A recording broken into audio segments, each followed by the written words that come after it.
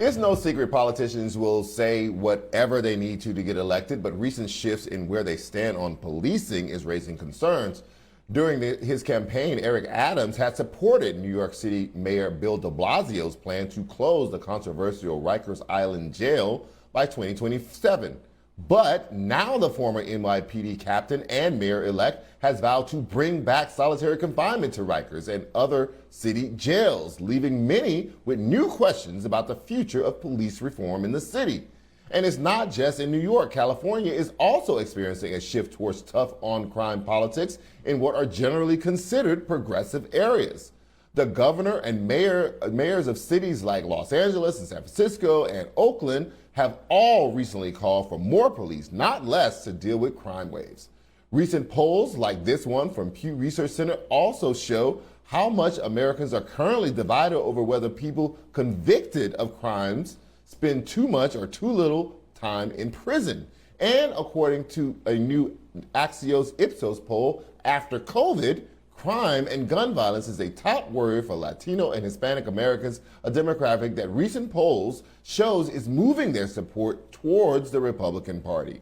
Joining me now to discuss is the co-founder of the Los Angeles chapter of Black Lives Matter and the director of Black Lives Matter Grassroots, Melina Abdullah. So Melina, we have this confluence or this crash, right? There is what happened last summer around Black Lives Matter and marches for Black Lives, and a lot of energy around dealing with policing from a systemic level. That went nowhere in Congress. There was some movement on state and local level, but now you have a rise in homicides and some violent crimes, and people are using that as an excuse to shift the focus. What do you make of what is happening in places like, big cities in California, but also in New York? Well, I think most of what's happening is those on the right and those who are invested in over policing really lying about the numbers. And these are liars who are lying about the numbers. So we saw last week people like Jamie McBride, who's the head of the Police Protective League in Los Angeles, trotting himself out and offering numbers that are simply not true, trying to stoke fears, trying to make people think that we need more police. And what's happening is it's budget season and police are on a money run. So in Los Angeles, LAPD has proposed a $218 million increase to the police budget. They can't get that money. They can't get public support or elected official support for that money if they don't say, hey, there's a rise in crime. What we're seeing in terms of violent crime is some uptick in crime that is, we always know, because my day job is as a professor, right? We always know that, when you see an economic downturn, you see crime go up. And that's what we're seeing in terms of an uptick. But I don't think we should call it a surge, even though every violent crime has real world impacts. It's nothing like what we saw in the 1980s or 90s. This narrative around property crime, though, is a straight out and out lie.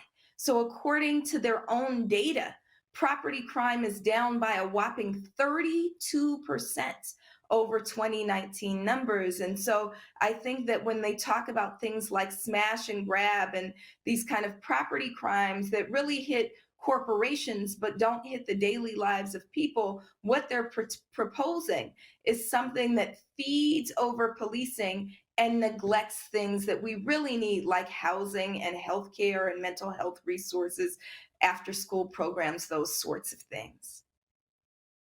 Well, then how do you fight back against this strategy? Because it has existed for decades and decades and decades. You take an outrageous example, whether that be a welfare queen, some woman in Chicago who's gotten extra welfare checks, even though most people getting the welfare checks were using them as they were supposed to use them.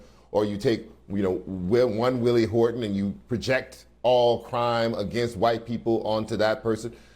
The opponents of reform, or the opponents of blackness in some ways, have often done this.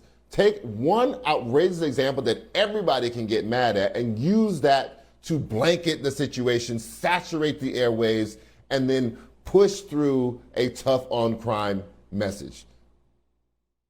Right. Well, we have to remember that they do this every time, that this is not a new tactic. We also have to remember that we have to look at the credibility of the messengers, right? So, anytime someone like a Jamie McBride is given a platform, we have to know that he pulled the trigger in 6 different police shootings. And so, this is why Black Lives Matter is so committed to ending police associations. We have to think about that police lie and police lie often. I'm in Minneapolis right now watching, waiting for the verdict in the Kim Potter trial. And we know that Kim Potter, who stole the life of Dante Wright, has also been part of cover ups in at least 2 other shootings of Black people in Brooklyn Center, Minnesota. So anytime police come out, anytime representatives of police come out, we need to really question their credibility and whether or not the data they're giving us is true. We also have to create as much pressure on elected officials, more pressure on elected officials than police associations do. So even seemingly liberal elected officials are allowing themselves to be bullied and bribed by police associations. So you see people that I like to call liberal white supremacists, like your Eric Garcettis of the world, the mayor of Los Angeles, kind of bow to the whims of police associations unless the people make it untenable for him to do so. And so we have to create pressure Right. for them to remember that we have a voice too, and we can deal political Right. consequences that are much more enduring. Let me throw another liberal at you from California. The Governor Newsom said the solution to all these problems is not just a law enforcement only approach, but we would be naive to suggest it excludes law enforcement, and so it's both. Well, how do you respond to that? That seems to be trying to go down the middle. Well, we know Gavin Newsom is positioning himself to run for president, right? So we need to be very clear about the political ambitions of those who are offering this. He is, again, bowing to the whims of a very powerful police lobby, police associations. And so we have to remind Gavin Newsom that the reason he was able to stave off a recall is because people, and especially Black people, kept him in office. And so we need to demand Right. something for our votes.